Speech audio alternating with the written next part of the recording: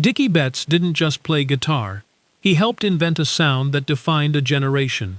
But behind the soaring melodies and sold-out arenas was a man whose brilliance and stubbornness burned with equal intensity, and whose story is as complicated as the music he created. It began on a sweltering spring day in Jacksonville, Florida.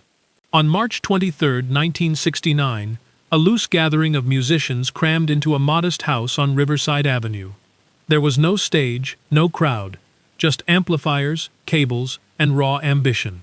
Duane Allman, Dickie Betts, bassist Barry Oakley, drummers Butch Trucks and Jai Johani Johansson, and keyboardist Reese Winans played for hours without stopping.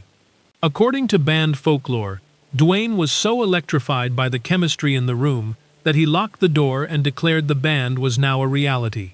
Greg Allman arrived a few days later to complete the classic six-man lineup, and the Allman Brothers Band was born. For Betts, that moment was the culmination of a lifetime spent chasing a sound. Born in West Palm Beach in 1943 and raised on the Florida Gulf Coast, he began playing ukulele at around 5 years old before moving through mandolin, banjo, and eventually guitar. Those acoustic roots shaped everything. While other guitarists of his era were chasing the gritty distortion of Chicago blues, Betts developed something distinctly his own, a sweet, melodic, major-key style that felt more like countryside sunshine than smoky back rooms. By the time the band recorded their landmark live album at Fillmore East in March 1971, they had evolved into something extraordinary.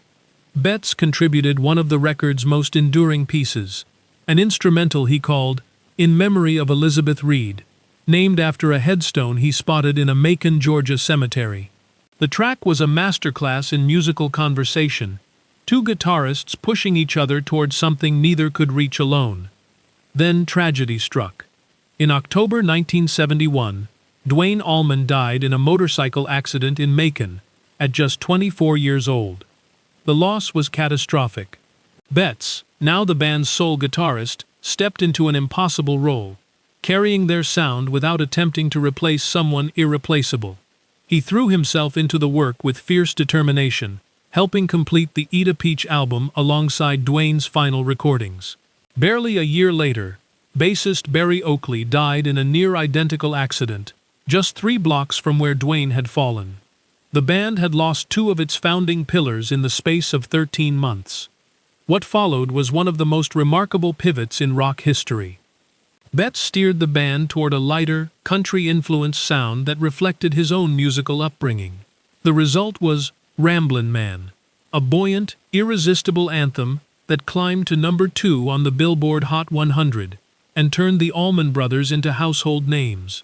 He also wrote Jessica, a joyful instrumental he crafted for his young daughter, drawing inspiration from the two-fingered technique of jazz legend Django Reinhardt. But success brought chaos. Internal tensions over money, drugs, and direction eventually tore the band apart more than once. Betts's complicated relationship with the group defined the final decades of his career, ending permanently when he was let go in 2000, a split that was disputed and deeply painful by all accounts. He continued making music until his health forced him to slow down. On April 18, 2024, Dickie Betts passed away at his home in Osprey, Florida, at the age of 80, from cancer and chronic obstructive pulmonary disease. He left behind a legacy of songs that still echo across every American highway. If this story moved you, hit like and subscribe. There's plenty more where this came from.